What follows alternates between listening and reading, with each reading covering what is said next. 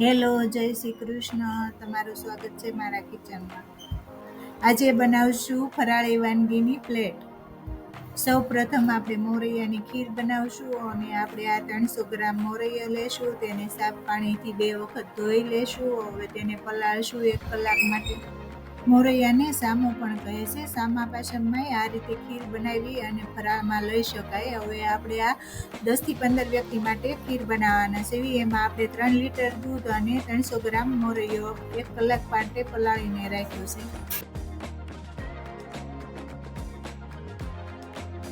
મોરૈયો પલળે ત્યાં સુધીમાં આપણે ફરાળી સિંગ દાણાની સૂકી ભાજી બનાવશું. તેના માટે આપણે પ્રેશર કુકરમાં 1.5 કિલો જેવા બટેટા અને 1 વાટકા સિંગના દાણા મૂકી અને આપણે પ્રેશર કુકરમાં બાફવા મૂકશું. બટેટામાં 300 ml પાણી અને સિંગદાણા પલળે એટલું પાણી એડ કરી અને 1 સ્પૂન ફરાળી મીઠું એડ કરશું. પ્રેશર કુકરમાં 5 વિસલ થાય ત્યાં સુધી આપણે રહેવા દેવાનું છે. 5 વિસલ થાય ત્યાં સુધીમાં આપણે સાઈડમાં આપણે ખીર માટે દૂધ ગરમ કરવા મૂકી દઈશું.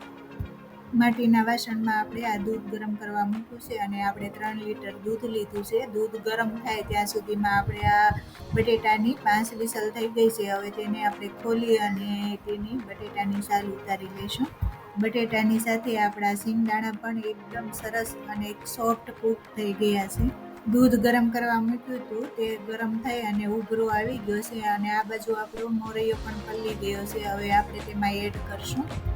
દૂધ ઉકળે છે અને મોરૈયો પણ પલાળીને રાખ્યો છે અને આપણે આ મોરૈયો 1 વાટકી લીધી હતી તેના સામે આપણે કાંઠા સામે વાટકી તેમાં આપણે ખાંડ એડ કરશું.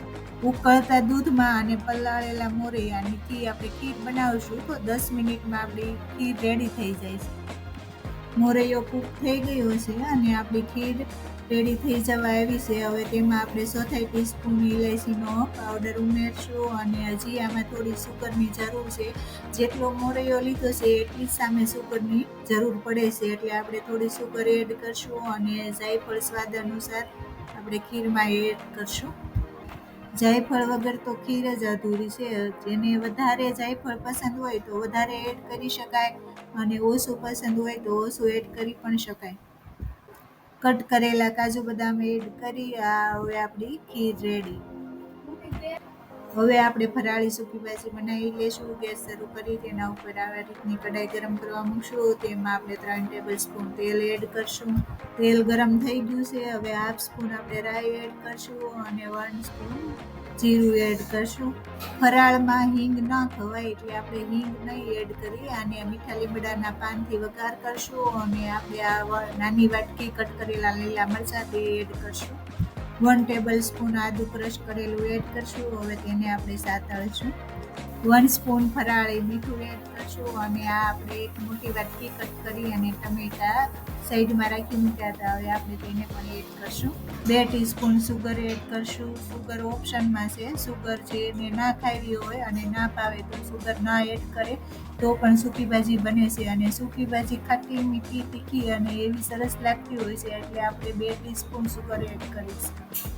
1/2 સ્પૂન હળદર, 1 સ્પૂન લાલ મરચું પાવડર, 1 સ્પૂન ધાણા જીરું પાવડર આ બધું સારી રીતે મિક્સ કરી અને સાતળશું. હળદર પણ ઘણા ફરાળમાં ના ખાતા હોય પણ હળદર ન નાખો તો પણ સૂકી ભાજી મસ્ત બને છે. આ બધું હવે સાંતળાઈ ગયું છે. હવે આપણે તેમાં બાફેલા સિંગદાણા એડ કરશું.